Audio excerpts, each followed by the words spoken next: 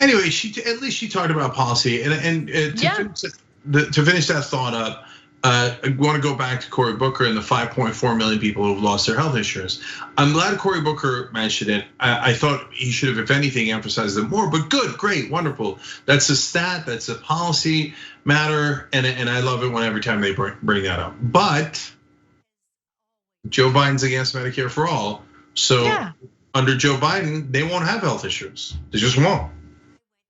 Okay, so now look, you've touched a nerve, and I'm trying really hard not to be negative the entire night, but I can't help it, right? Because what that communicates to me and to everyone else who's lost their health insurance, by the way, is that Democrats acknowledge the problem.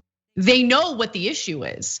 It's just that they're unwilling to do what's necessary to solve it, right? So, but the public option in our system of government, where legalized bribery takes priority over everything else, will be insufficient. A public option will be underfunded, it will be dismantled, it will not be enough.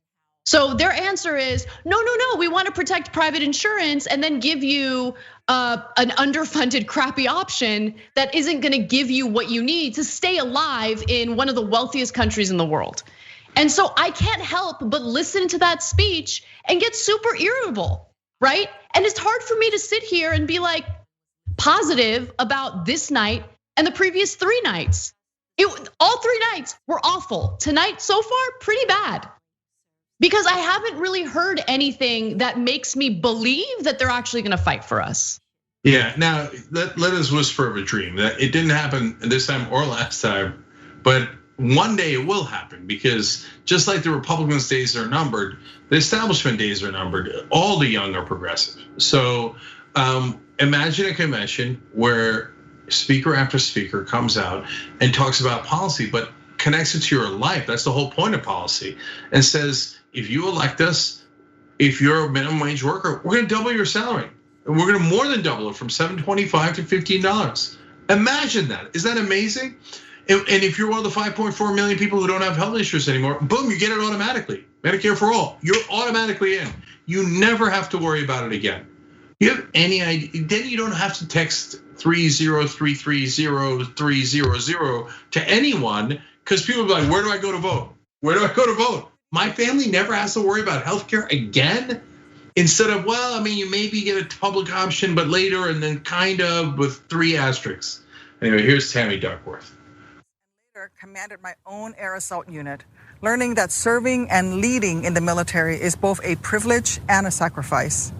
To be a commander, you must always put your troops first, because one day you may order them to sacrifice everything for our great nation. To do that, leaders must command their troops respect and be worthy of their pledge to protect and defend our Constitution, no matter the cost. But military service doesn't just take sacrifice from those in uniform. It's required from their families too. My husband Brian was the one who rushed to Walter Reed after I was wounded in Iraq. He was the one holding my hand, waiting for me to wake up. And when I finally did, he was my rock, getting me through those hours, weeks, months of unspeakable pain and unending surgeries.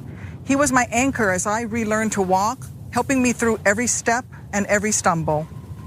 Our military spouses hold their families together, praying for their loved ones' safety wherever they're deployed and serving as caregivers to our disabled service members, and then picking up the pieces and starting again whenever the next tour or the next war arises. Joe Biden understands these sacrifices because he's made them himself. When his son Beau deployed to Iraq, his burden was also shouldered by his family. Joe knows the fear military families live because he's felt that dread of never knowing if your deployed loved one is safe. He understands their bravery because he has had to muster that same strength every hour of every day Beau was overseas. That's the kind of leader our service members deserve. One who understands the risks they face and who would actually protect them by doing his job as commander-in-chief. Instead, they have a coward-in-chief who won't stand up to Vladimir Putin, read his daily intelligence briefings, or even publicly admonish adversaries for reportedly putting bounties on our troops' heads. As president, Joe Biden would never let tyrants manipulate him like a puppet. He would never pervert our military to stroke his own ego. He would never turn his back on our troops or threaten them against Americans peacefully exercising their constitutional rights. Joe Biden would stand up for what's right, stand tall for our troops, and stand strong against our enemies. Because unlike Trump, Joe Biden has common decency. He has common sense. He can command, both from experience and from strength. Donald Trump doesn't deserve to call himself commander-in-chief for another 4 minutes, let alone another 4 years. Our troops deserve better. Our country deserves better. If you agree, text MORE to 30330 to elect Joe Biden, a leader who actually cares enough about America to lead.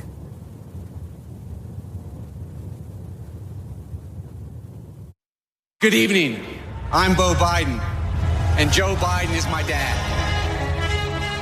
Some voices are never silenced. Some work never ceases to change lives.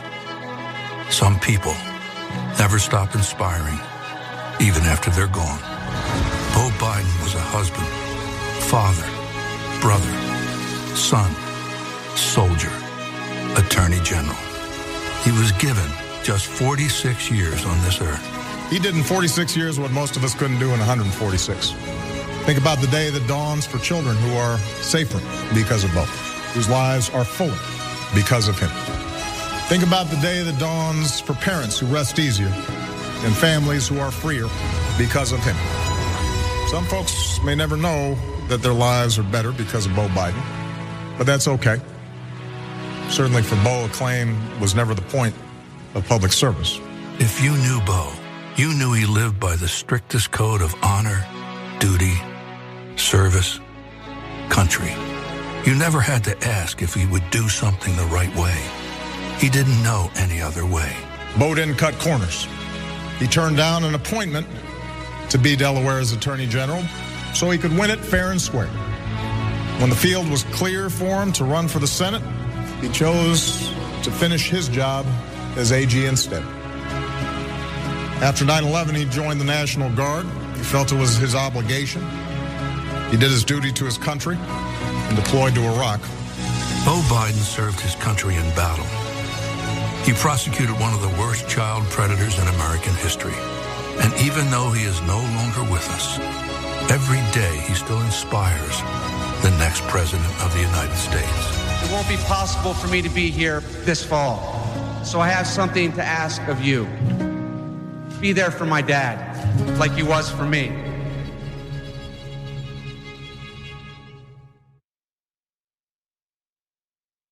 A couple of years ago, I was diagnosed with cancer.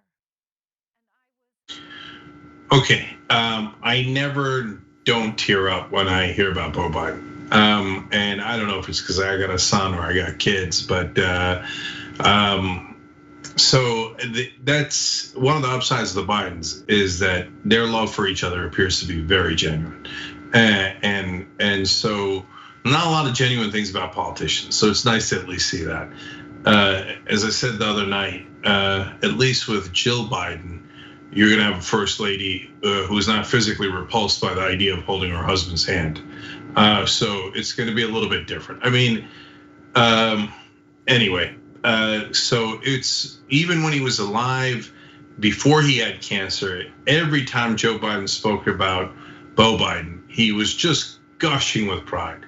So having known that, because I'm neck deep in politics, so I knew that whole relationship and all of that, and then to see him lose his son like that was devastating. All right, let's go to a word salad.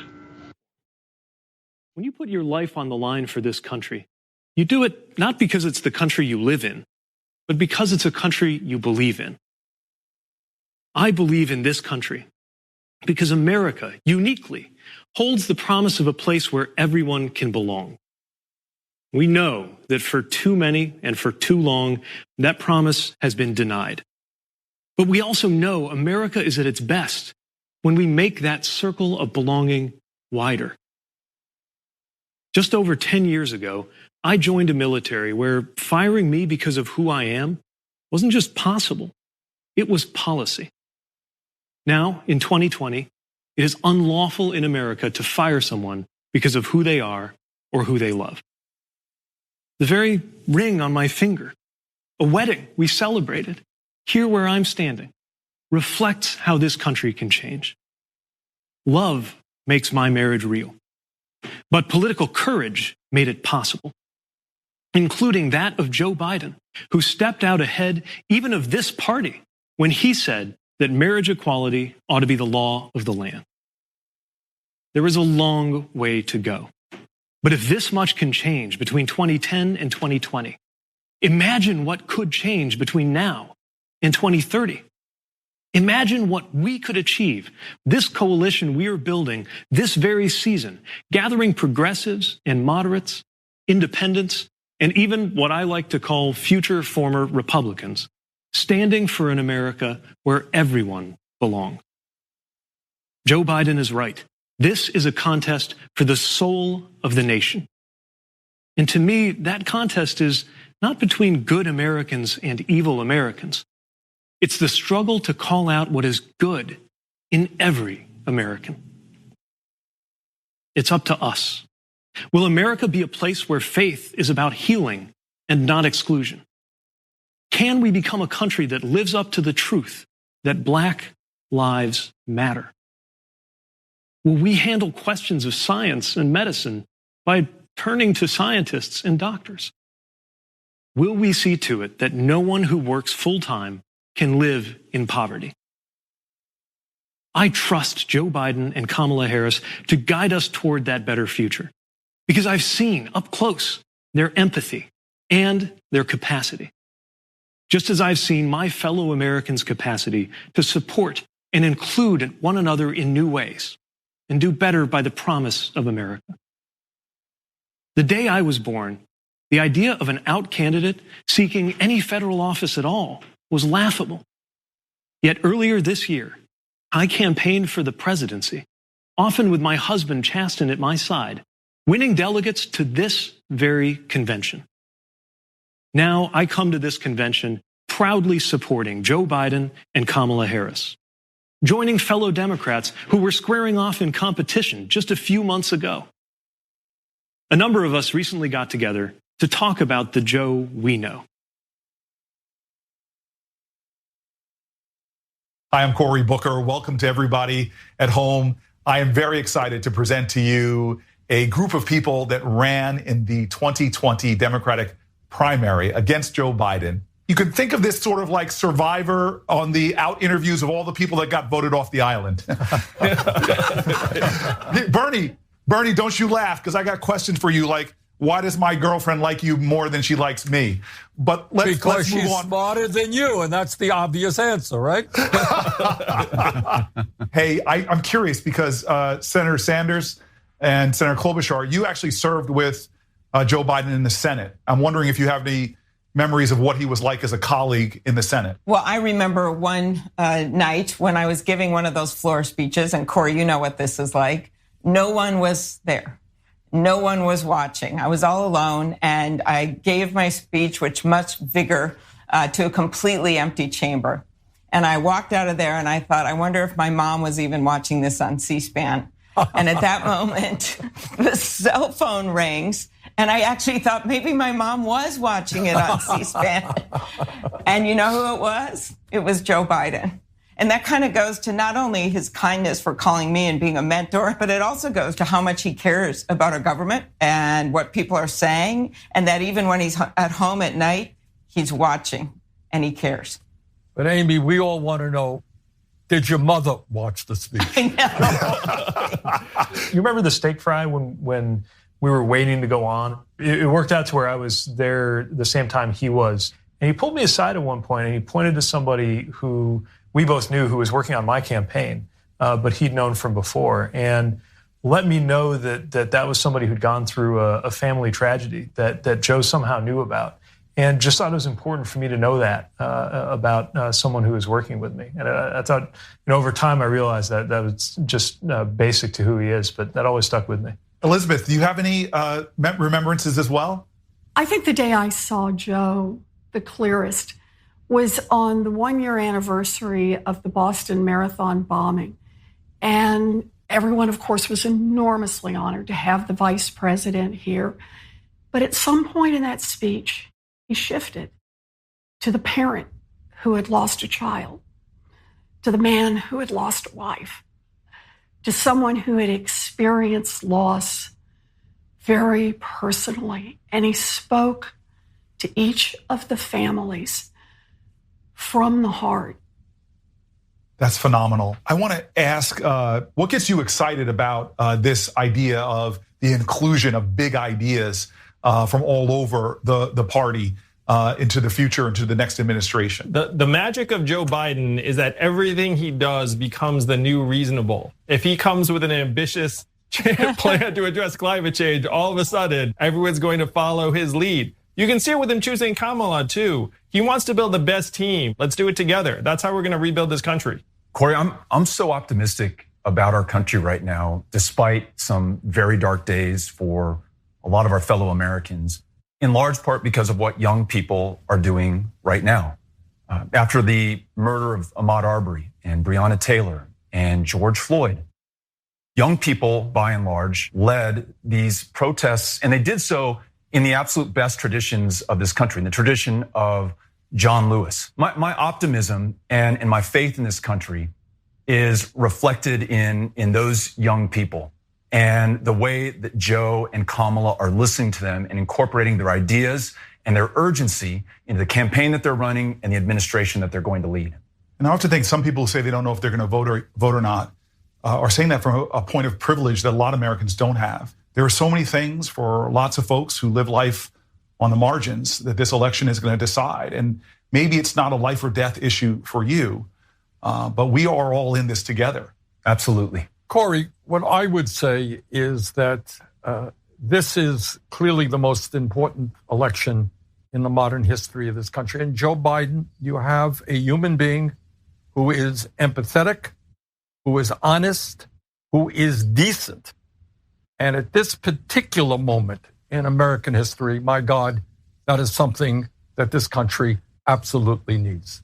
And all of us, whether you're progressives, whether you're moderates or conservatives, have got to come together to defeat this president. Thanks for that, Bernie. I want to thank you all for joining us for this segment. I mean this sincerely. It was an honor to run against you. And it is even a greater honor to stand with you in support of Joe Biden and Kamala Harris. Good evening. I've never been much for partisan politics. I've supported Democrats, Republicans, and independents. Hell, I've actually been a Democrat, Republican, and independent. All about people. And the two people running for president couldn't be more different. One believes in facts, one does not. One listens to experts, the other thinks he knows everything. One looks forward and sees strength in America's diversity. The other looks backwards and sees immigrants as enemies and white supremacists as allies.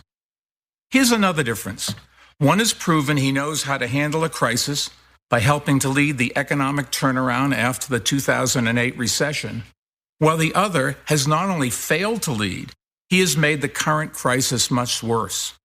When confronted with the biggest calamity any president has faced in the modern era, Donald Trump spent the year downplaying the threat, ignoring science, and recommending quack cures, which let COVID-19 spread much faster than it should have, leaving hundreds of thousands needlessly sick or dead. He has failed the American people catastrophically.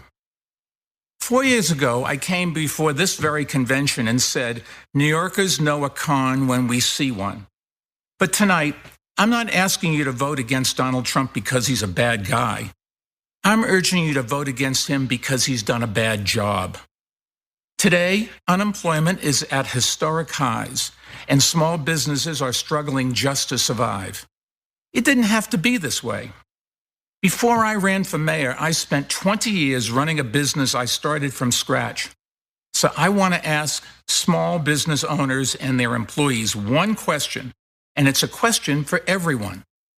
Would you rehire or work for someone who ran your business into the ground? and who always does what's best for him or her, even when it hurts the company, and whose reckless decisions put you in danger, and who spends more time tweeting than working? If the answer is no, why the hell would we ever rehire Donald Trump for another 4 years? Trump says we should vote for him because he's a great businessman? Really? He drove his companies into bankruptcy 6 times, always leaving behind customers and contractors who were cheated and swindled and stopped doing business with him. Well, this time, all of us are paying the price, and we can't let him get away with it again.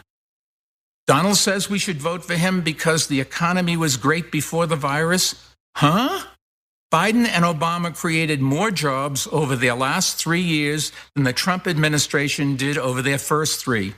And economic growth was higher under Biden and Obama than under Trump. In fact, while Biden helped save 1 million auto industry jobs, Trump has lost 250,000 manufacturing jobs. So when Trump says he wants to make America great again, he's making a pretty good case for Joe Biden. Look, our goal shouldn't be to bring back the pandemic economy. It should be, as Joe says, to build it back better. Joe's economic plan will create clean energy jobs that help fight another crisis that Trump is ignoring, climate change. And Joe will rebuild our crumbling roads and bridges, something Trump has incessantly talked about doing. But in the last 3.5 years, he hasn't done anything. What a joke. And let me tell you a little secret. Donald Trump's economic plan was to give a huge tax cut to guys like me who didn't need it, and then lie about it to everyone else. Well, Joe will roll back that tax cut that I got so we can fund things our whole country needs, like training for adults who have lost jobs, and making college more affordable, and investing in American research and development so that the products of tomorrow are made today by American workers. You know, growing up, I was taught to believe that America is the greatest country in the world, not because we won the Second World War, but because of why we fought it, for freedom, democracy, and equality. My favorite childhood book was called Johnny Tremaine, about a Boston boy who joins the Sons of Liberty at the dawn of the American Revolution. At the end of the book, Johnny stands on Lexington Commons and sees a nation that is, quote, green with spring, dreaming of the future. That's the America I know and love. And that's the America we are in danger of losing under this president. So let's put an end to this whole sorry chapter in American history and elect leaders who will bring integrity and stability, sanity, and competence back to the White House. Joe and Kamala, go get them for all of us.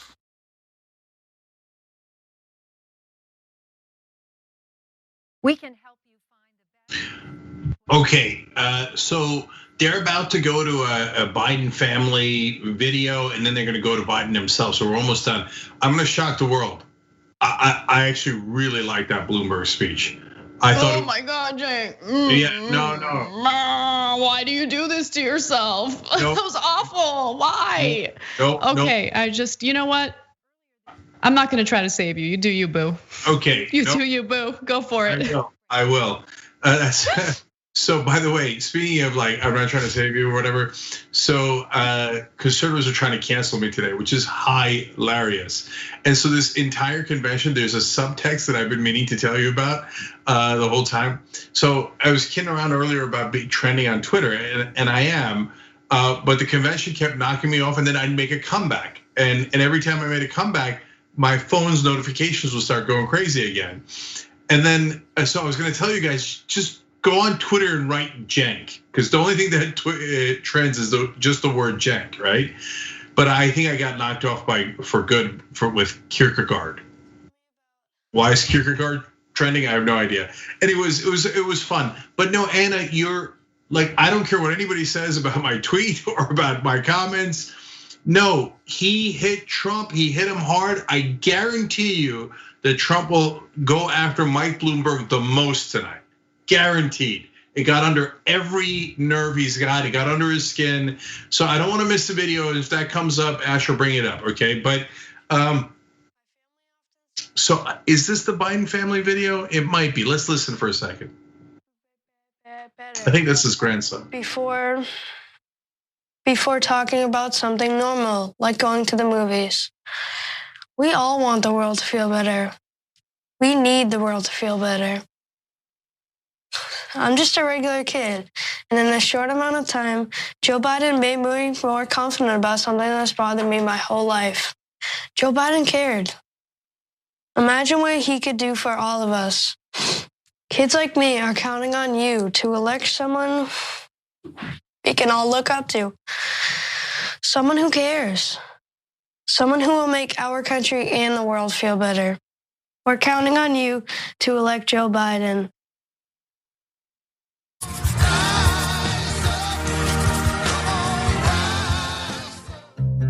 The first time I met Joe, I was really new at my synagogue, and I had to do a funeral service and a shiva, and towards the end of the Okay, no, it turns out these are randos. So that kid, it was talking about his stuttering problem. Joe Biden had a stuttering problem, and so apparently he talked to the kid about his stuttering problem, made him feel better. That's a wonderful story, but it's not that important. Just keeping it real. That's my job. I want to go back to the Cory Booker-led Survivor panel. First of all, how funny is Bernie? He had all the best lines, and he was genuinely funny when he's relaxed. And then, except for Klobuchar, who's accidentally the funniest, because she's like, I was giving a speech where nobody was there, nobody was listening. Cory, you know how that's like. You're like, what? Throw Cory Booker under the bus. That was good. I like that. That was fun. All right, all right. Here's the actual Biden family. So much more analysis afterwards. Usually it's like vanilla with chocolate sprinkles. Vanilla on a regular night. No, chocolate chip in it. Chocolate and the Breyers that have half chocolate, half vanilla. He likes ice cream in hidden ways. Yeah. Eating it like in the freezer so that like my grandma doesn't see. He like hides it. How often does he call you? Like every day. Yeah, every day. Like if we don't talk to him for like a day, he'll ask what's wrong. Yeah, he'll think we're like not a lot. He always calls with the same energy, even after he's just done 15 interviews in a row. Hi, Pop. I was just talking about you. I don't necessarily pick up every day, but I have a lot of voicemails. He will pick up our calls no matter where he is. He'd be like on stage giving a speech, and we'd call him and he'd be like, what's wrong? Is everything good? And we'd be like, just calling to check in. Yeah. What does the word family mean to you? It's a lot of time together. It's like we've grown up together. He's made sure that every single tradition, every holiday, we're all together. I don't think that there's been any decision, no matter how big or small, that we haven't decided as a family. Pop told us that this election would be totally different from any other election ever. He was worried how it would affect his kids. Whether or not we wanted to go through another campaign and be scrutinized by the press. There had been talks of a big meeting coming. It's normally called by the parents, I would say, but this time it was called by me. I came down from Penn and Maisie came up from DC and my cousins lived down the road. He thought we were calling a meeting sort of to like discuss, whether or not we wanted him to, but really we were calling it to be like, get in that race, hurry up. We just knew that he had to run and we weren't gonna take no as an answer. At the end of the day, I think we're all very happy we had that meeting. All right, well, when you get back there, give me a call to tell me how the whole thing went, okay? Okay, I will. I love you, baby. I love you too. We want to ensure that our kids live in a nation that is safe, happy, healthy, and fair. And so this election, we're voting for Joe Biden. Let's have a conversation with these kids. Let's do it. So, let's jump right in, shall we? What does jump in mean? Go for it. Mommy, I can't be quiet. Why? I I don't want you to be quiet. You deserve to speak and say whatever it is that comes to your mind in this moment right now. Every election is important. This upcoming election is especially important. One, because the social injustices right now, racial inequality, but also because we have children. Excuse me, Mommy? Yes. Okay, that's a really cute video with the Currys. And I just found out the other day that Golden State finished last in their conference, which I was blown away by. I know they got injuries and lost Durant, but what the hell? Anyway, so I love that granddaughter piece. There's a reason why I wanted to watch the family stuff. They're not lying, and that's amazing. He calls his granddaughters every single day. There's 4 of them. I couldn't get anything else done. So, like, look, I get it. For him, family is, like, family's precious for all of us, but he's lost so many family members. That's probably what's driving him to call all the time. But that's so sweet. I don't know that it matters. I'd much rather have him be sweet to your family by giving you Medicare for all. But at least, like, I keep saying it's an antidote to Trump, because Trump is a guy with no empathy. Joe Biden is a guy with over-the-top empathy, unless you're not in the room with him and you're young. And give me a break. Give me a break with the young. Got no empathy. But anyway, other than that, he's got tremendous empathy. And so at least that's nice. This seems definitely pointless. Anyway. Yes. So when Amy Klobuchar said, I didn't think anybody was watching on C-SPAN, and then I get a call, and I thought for sure she was gonna say, and it's Michael Schur. Michael Schur watches C-SPAN 24/7. He's watching C-SPAN right now. He's got 2 TVs on. He's got the convention and C-SPAN going on at the same time. Anyway, so, and by the way, if you missed the reference that Cory Booker said, where he said, my girlfriend likes you more than she likes me, to Bernie Sanders, because his girlfriend's Rosario Dawson, who's an awesome progressive, and probably did vote for Bernie Sanders over Cory Booker.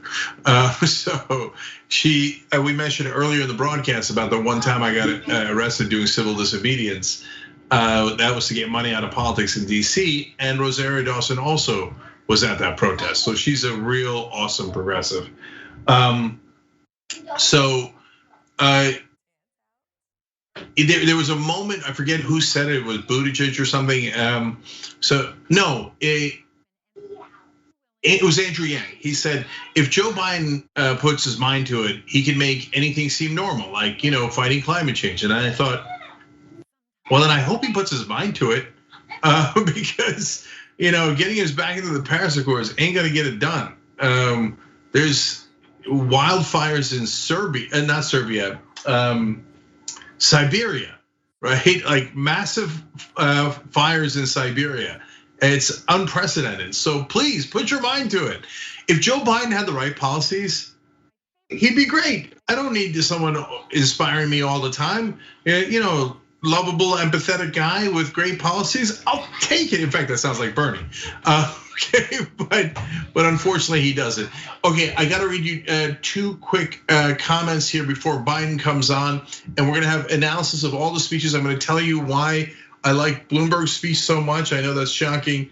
And we're gonna go to this in a second. Brandon Stottsnay said this is great and all, but I'm more excited for their commentary next week. Time to slay. This is on YouTube Super Chat, and Kyle Lindgren said, need a TYT t-shirt, good trouble.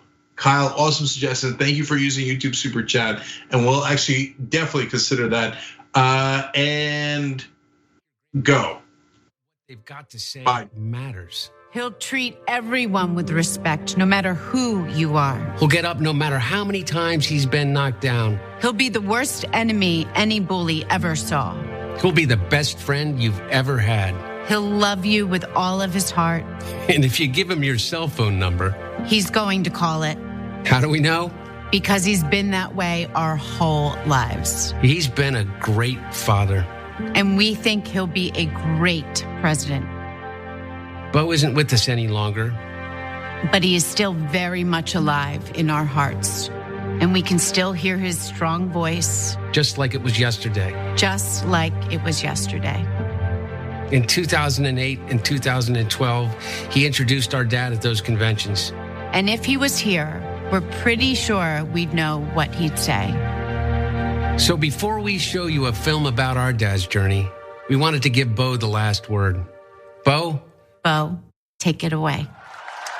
In moments both public and private, he's the father I've always known, the grandfather my children love and adore, my father, my hero, Joe Biden.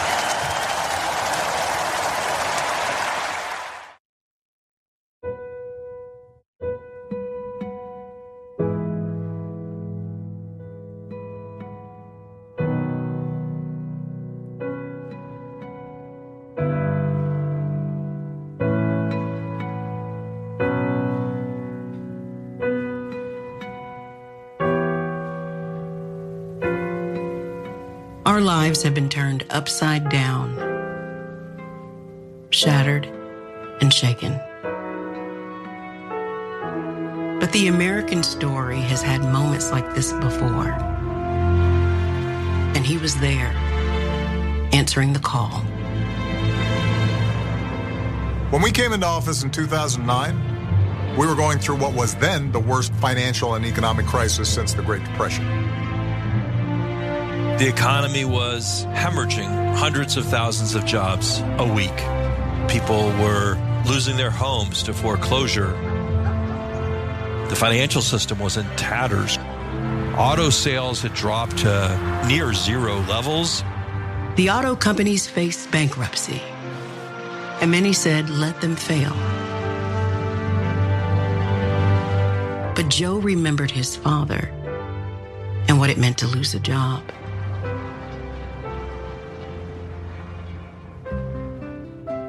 The Finnegans and Bidens were Irish Catholic.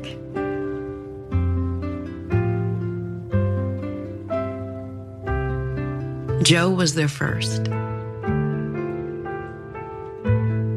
And then his sister Valerie. From the moment I opened my eyes, my big brother was there. The thing that was most important was family and family and family. As the post-war boom faded, Joe's father struggled to find work in Scranton. But 140 miles south, there was a job cleaning boilers in Wilmington. There was a long stairway up to the second floor. Dad went up to Joey in our bedroom and saying, Joey, you got to be a big boy. For the first time, Joe saw the heavy burden on a father. And it was a lesson he would never forget. The job is a lot more than a paycheck. It's about dignity. The country was losing tens of thousands of jobs a day, and they needed 3 votes to pass the economic rescue package. Joe Biden was handled the task of going to get those 3 Republican votes. Joe returned to the place where he had been so effective. Passionate argument, sympathetic listening, a willingness to make adjustments and accommodations to bring people on board. When the law finally passed, the president tapped his partner to run the program. Joe tracked every dollar, calling mayors and governors. Talking to them on the phone, one-on-one. He gave all of them his cell phone. And I watched him bring his heart to that job. It matters that you have in your mind the family that you're trying to reach, the neighborhood that you're trying to reach, the people whose lives are affected by what you do. The skills that had made him so effective had not come easy. When he entered school, there was a problem. Joe had a stutter. And it's mortifying. It allows that child to become an object of ridicule. When his teacher mimicked him and Joe ran home from school, his mother drove him back. Did you say to my son, Mr. Biden? The nun said, I was just trying to make a point. My mother stood up, all 5'2" of her. If you ever talk to my son like that again, I'll come back and rip that damn bonnet off your head. Do you understand me? Joey, go back to class. Joe resolved to overcome his stutter. Some letters are harder than others. And I used to get up at night and go stand in front of the mirror with a flashlight and practice. She'd make me look her in the eye. Look at me. Remember, Joey, you're the smartest boy in that class. Nobody's better than you, Joey. From having to deal with stuttering, it gave me insight into other people's pain, other people's suffering. At 19, Joe sought out a summer job that few of his peers considered taking. He was a lifeguard along with the black lifeguards. That's when I first seen Joe, and we became friends.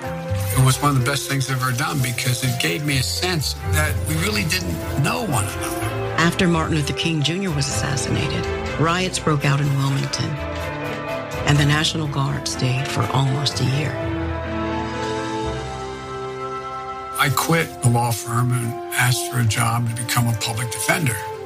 That's what sort of got me involved in politics. J. Caleb Boggs was a popular war hero in a solidly Republican state, and few took Joe's campaign seriously. In Delaware, the Democratic Party was non-functional. When it got time to put up a candidate, they didn't want to touch it. This young upstart, Joe Biden, who had a lot of ideas and no money, no influence, the party said, okay, well then go ahead, Biden, give it a whirl. That's all I can ask. Just look, if you like what you see, help me out. If not, vote for the other fellow. But look me over if you would. You know, we'd have a coffee and we'd come out of that, we'd have 5 more coffees. He was very articulate on the issues. He brought people to say, not just that, well, I agree with what you're doing, is, you know, what can I do to help? Delaware is the first state. J. Caleb Boggs, who is the incumbent Republican, being challenged by Joseph Biden. Biden is a Democrat who's 29 years of age. But exhilaration soon turned to tragedy. I mean, it was clear he had decided that I'm not going to be a senator, that the boys need me too much. I was prepared to walk away in 1973. But men like Ted Kennedy and Mike Mansfield and Hubert Humphrey and Fritz Hollings, Danny Inouye, they convinced me to stay. Just stay 6 months, Joe. Remember, Danny? Just stay 6 months. He couldn't allow the suffering to debilitate him. Just like he couldn't allow the stuttering to define him. That's the backbone. There's something bigger than Joe's suffering. The Senate turned out to be a wonderful place for him. He had a real gift for bringing people together.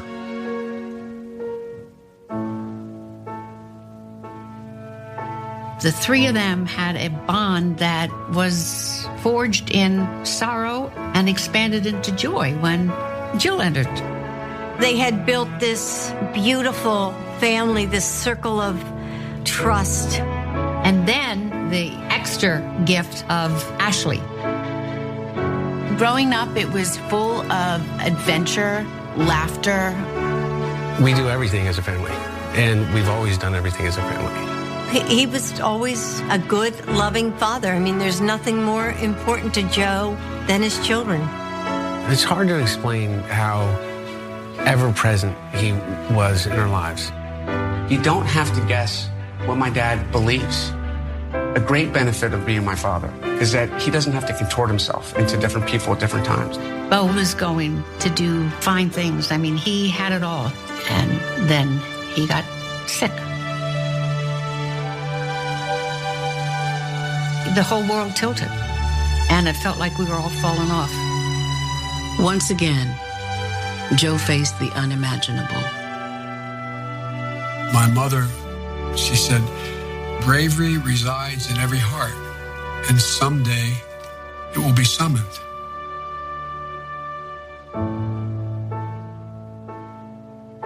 The way he survived losing my mom and my sister, and then losing my brother, is understanding that you have to have purpose.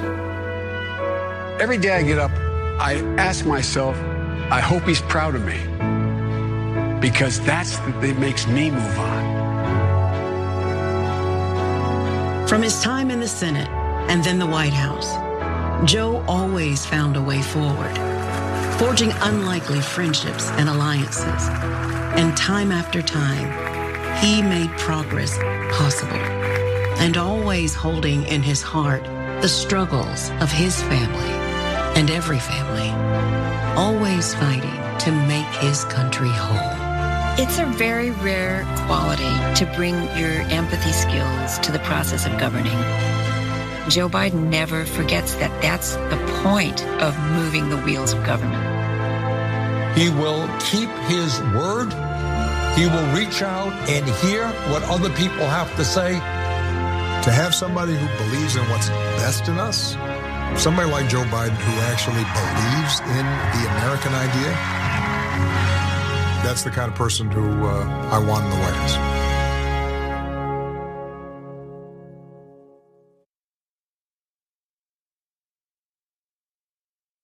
Good evening.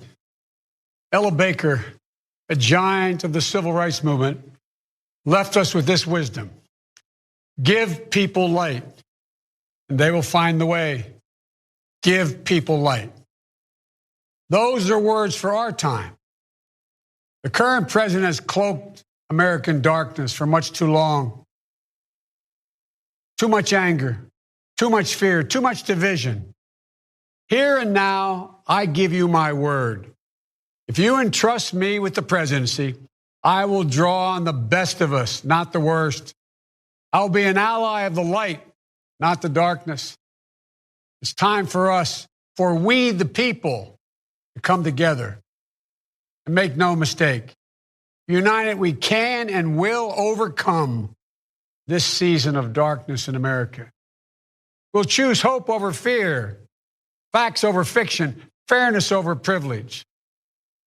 I'm a proud Democrat, and I'll be proud to carry the banner of our party into the general election. So it's with great honor and humility, I accept this nomination for President of the United States of America. But while I'll be a Democratic candidate, I will be an American president. I'll work hard for those who didn't support me, as hard for them as I did for those who did vote for me. That's the job of a president, to represent all of us, not just our base or our party. This is not a partisan moment. This must be an American moment. It's a moment that calls for hope and light and love, hope for our future, light to see our way forward, and love for one another. America isn't just a collection of clashing interests of red states or blue states. We're so much bigger than that. We're so much better than that. You know, nearly a century ago, Franklin Roosevelt pledged a New Deal in a time of massive unemployment, uncertainty, and fear. Stricken by a disease, stricken by a virus, FDR insisted that he would recover and prevail, and he believed America could as well. And he did, and we can as well. This campaign isn't just about winning votes. It's about winning the heart and, yes, the soul of America. Winning it for the generous among us, not the selfish. Winning it for workers who keep this country going, not just the privileged few at the top. Winning it for those communities who have known the injustice of a knee on the neck. For all the young people who have known only America being in rising inequity and shrinking opportunity, they deserve the experience of America's promise. They deserve to experience it in full. You know, no generation ever knows what history will ask of it. All we can ever know is whether we're ready when that moment arrives. And now history has delivered us to one of the most difficult moments America's ever faced. Four historic crises, all at the same time. A perfect storm. The worst pandemic in over 100 years. The worst economic crisis since the Great Depression. The most compelling call for racial justice since the 60s. And the undeniable realities and just the accelerating threats of climate change. So the question for us is simple. Are we ready? I believe we are. We must be. You know, all elections are important. We know in our bones this one is more consequential. As many have said, America is at an inflection point. A time of real peril, but also of extraordinary possibilities. We can choose a path of becoming angrier, less hopeful, more divided, a path of shadow and suspicion, or we can choose a different path and together take this chance to heal, to reform, to unite, a path of hope and light. This is a life-changing election. This will determine what America is going to look like for a long, long time. Character is on the ballot. Compassion is on the ballot. Decency, science, democracy, they're all on the ballot. Who we are as a nation, what we stand for, and most importantly, who we want to be, that's all on the ballot. And the choice could not be more clear. No rhetoric is needed. Just judge this president on the facts. 5 million Americans infected by COVID-19. More than 170,000 Americans have died. By far the worst performance of any nation on earth.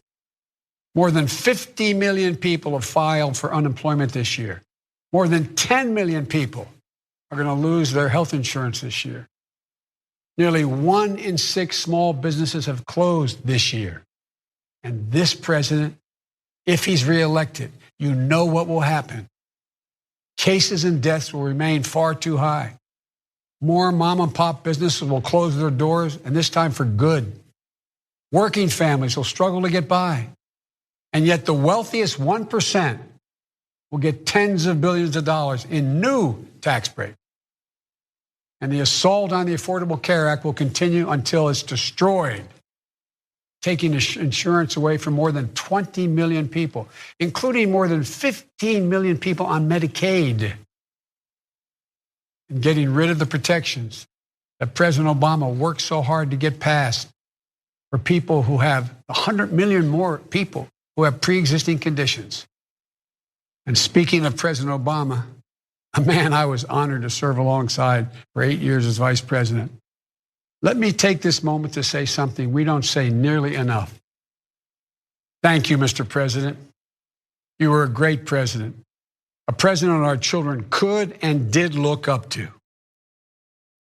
No one's going to say that about the current occupant of the White House. What we know about this president is if he's given 4 more years, he'll be what he's been for the last 4 years. President who takes no responsibility, refuses to lead, blames others, cozies up to dictators, and fans the flames of hate and division. He'll wake up every day believing the job is all about him, never about you. Is that the American you want for you, your family, your children? I see a different America, one that's generous and strong, selfless and humble. It's an America we can rebuild together. As president, the first step I will take will be to get control of the virus that has ruined so many lives. Because I understand something this president hasn't from the beginning. We will never get our economy back on track. We will never get our kids safely back in schools. We'll never have our lives back until we deal with this virus. The tragedy of where we are today is it didn't have to be this bad. Just look around. It's not this bad in Canada or Europe or Japan or almost anywhere else in the world. And the president keeps telling us the virus is going to disappear. He keeps waiting for a miracle. Well, I have news for him. No miracle is coming. We lead the world in confirmed cases. We lead the world in deaths. Our economy is in tatters with Black, Latino, Asian American, Native American communities bearing the brunt of it. And after all this time, the president still does not have a plan.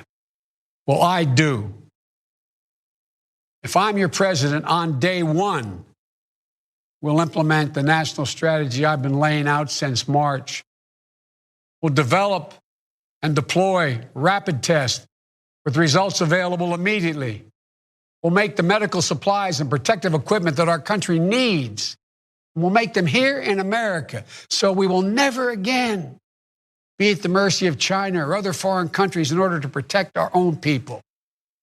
We'll make sure our schools have the resources they need to be open, safe, and effective. We'll put politics aside. We'll take the muzzle off our experts. so the public gets the information they need and deserve. Honest, unvarnished truth. They can handle it. We'll have a national mandate to wear a mask, not as a burden, but as a patriotic duty to protect one another. In short, we'll do what we should have done from the very beginning. Our current president has failed in his most basic duty to the nation. He's failed to protect us. He's failed to protect America. And my fellow Americans, that is unforgivable. As president, I'll make you a promise. I'll protect America. I will defend us from every attack, seen and unseen, always, without exception, every time. Look, I understand. I understand how hard it is to have any hope right now. On this summer night, let me take a moment to speak to those of you who have lost the most. I have some idea how it feels to lose someone you love. I know that deep black hole that opens up in the middle of your chest and you feel like you're being sucked into it. I know how mean, cruel, and unfair life can be sometimes. But I've learned two things. First, your loved one may have left this earth, but they'll never leave your heart. They'll always be with you. You'll always hear them. And second, I found the best way through pain and loss and grief is to find purpose. As God's children, each of us have a purpose in our lives. We have a great purpose as a nation to open the doors of opportunity to all Americans, to save our democracy, to be a light to the world once again, and finally to live up to and make real the words written in the sacred documents that founded this nation, that all men and women are created equal, endowed by their Creator with certain inalienable rights, among them life, liberty, and the pursuit of happiness. You know, my dad was an honorable, decent man. He got knocked down a few times, pretty hard, but he always got back up. He worked hard, and he built a great middle-class life for our family. He used to say, Joey, I don't expect the government to solve my problems, but I sure in hell expect them to understand them. And then he'd say, Joey, a job is about a lot more than a paycheck. It's about your dignity. It's about respect. It's about your place in the community. It's about being able to look your kid in the eye and say, honey, it's going to be okay, and mean it. I've never forgotten those lessons. That's why my economic plan is all about jobs, dignity, respect, and community. Together we can and will rebuild our economy. And when we do, we'll not only build back, we'll build back better. With modern roads, bridges, highways, broadband, ports and airports as a new foundation for economic growth, with pipes to transport clean water to every community, with 5 million new manufacturing and technology jobs, so the future is made in America. With a healthcare system that lowers premiums, deductibles, drug prices, by building on the Affordable Care Act he's trying to rip away. With an education system that trains our people for the best jobs of the 21st century. There's not a single thing American workers can't do. And where cost doesn't prevent young people from going to college and student debt doesn't crush them when they get out. With a child care and elder care system that makes it possible for parents to go to work and for the elderly to stay in their homes with dignity. With an immigration system that powers our economy and reflects our values. And with newly empowered labor unions. They're the ones that built the middle class. With equal pay for women, with rising wages, you can raise a child on, a family on. And yes, we're going to do more than praise our essential workers. We're finally going to pay them. Pay them. We can and we will deal with climate change. It's not only a crisis, it's an enormous opportunity. An opportunity for America to lead the world in clean energy and create millions of new, good-paying jobs in the process. And we can pay for these investments by ending loopholes, unnecessary loopholes, and the president's $1.3 trillion tax giveaway to the wealthiest 1% and the biggest, most profitable corporations, some of which do not pay any tax at all. Because we don't need a tax code that rewards wealth more than it rewards work. I'm not looking to punish anyone. Far from it. But it's long past time the wealthiest people and the biggest corporations in this country paid their fair share. And for our seniors, Social Security is a sacred obligation, a sacred promise made. They paid for. The current president is threatening to break that promise. He's proposing to eliminate a tax that pays for almost half the Social Security without any way of making up for that lost revenue, resulting in cuts. I will not let that happen. If I'm your president, we're going to protect Social Security and Medicare. You have my word. One of the most powerful voices we hear in the country today is from our young people. They're speaking to the inequity and injustice that has grown up in America. Economic injustice, racial injustice, environmental injustice. I hear their voices. If you listen, you can hear them too. And whether it's the existential threat posed by climate change, the daily fear of being gunned down in school, or the inability to get started in your first job, it will be the work of the next president to restore the promise of America to everyone. And I'm not going to have to do it alone, because I'll have a great vice president at my side. Senator Kamala Harris. She's a powerful voice for this nation. Her story is the American story. She knows about all the obstacles thrown in the way of so many in our country. Women, Black Americans, South Asian Americans, immigrants, the left out and the left behind. But she's overcome every obstacle she's ever faced. No one's been tougher on the big banks and the gun lobby.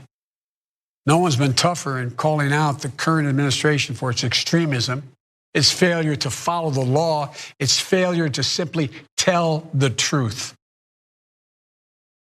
Kamala and I both draw from our families. That's where we get our strength. For Kamala, it's Doug and their families. For me, it's Jill and ours. I've said many times, no man deserves one great love in his life, let alone two. But I've known two. After losing my first wife in that car accident, Jill came into my life. She put our family back together. She's an educator, a mom, a military mom, and an unstoppable force. If she puts her mind to it, just get out of the way. She's going to get it done. She was a great second lady. And I know she'll make a great first lady for this nation. She loves this country so much. And I'll always have the strength that can only come from family. Hunter, Ashley, all our grandchildren, my brothers, my sister, they give me courage. They lift me up while he's no longer with us. Bo inspires me every day. Bo served our nation in uniform. A year in Iraq, a decorated Iraqi war veteran. So I take very personally the profound responsibility of serving as commander-in-chief. I'll be a president who will stand with our allies and friends and make it clear to our adversaries the days of cozying up to dictators is over. Under President Biden, America will not turn a blind eye to Russian bounties on the heads of American soldiers. Nor will I put up with foreign interference in our most sacred democratic exercise, voting. And I'll always stand for our values of human rights and dignity. I'll work in common purpose for a more secure, peaceful, and prosperous world. History has thrust one more urgent task on us. will we be the generation that finally wipes out the stain of racism from our national character? I believe we're up to it. I believe we're ready.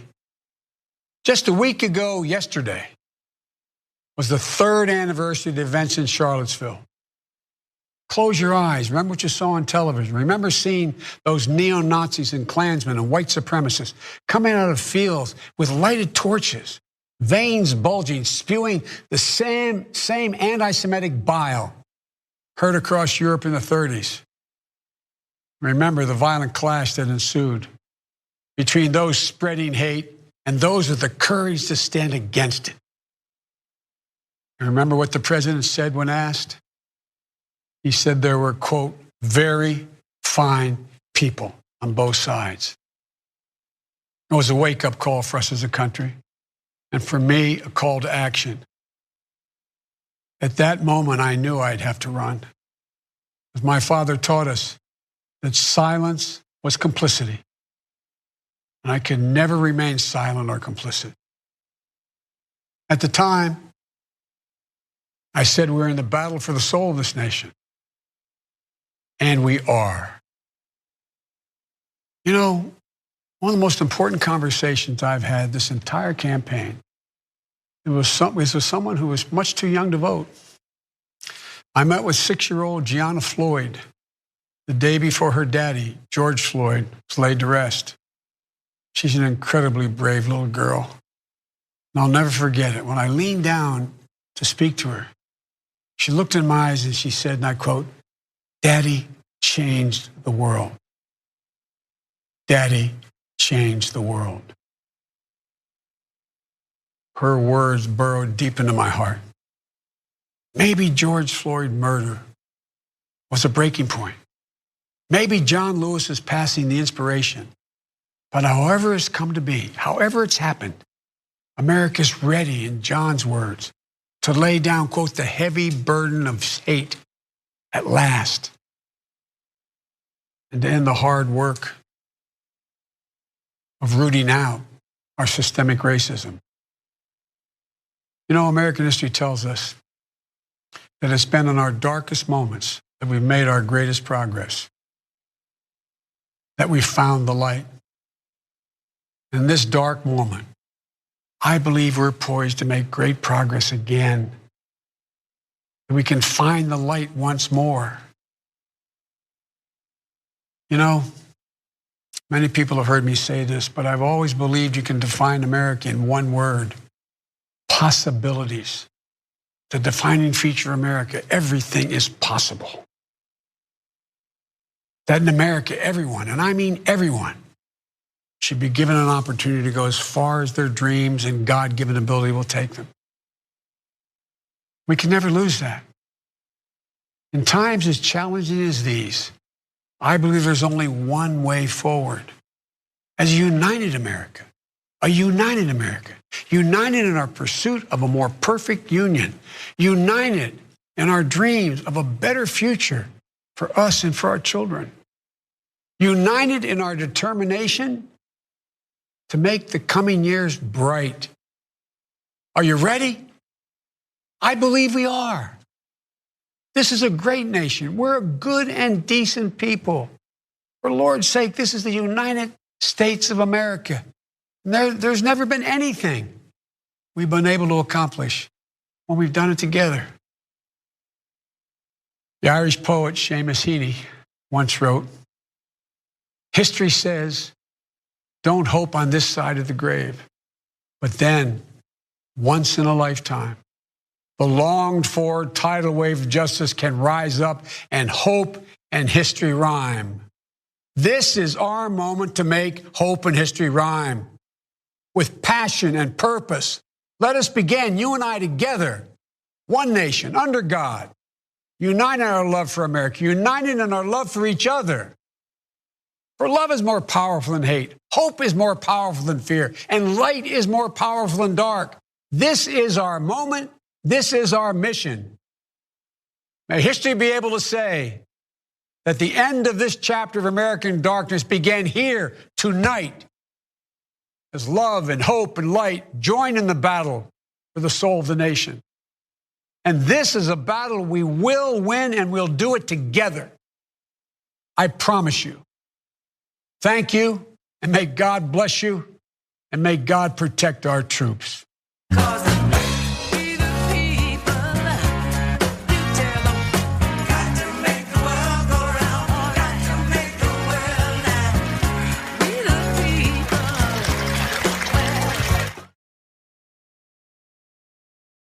Thanks for listening to the full episode of The Young Turks. Support our work, listen ad-free, access members-only bonus content, and more by subscribing to Apple Podcasts at apple.co/TYT. I'm your host, Cenk, and I'll see you soon.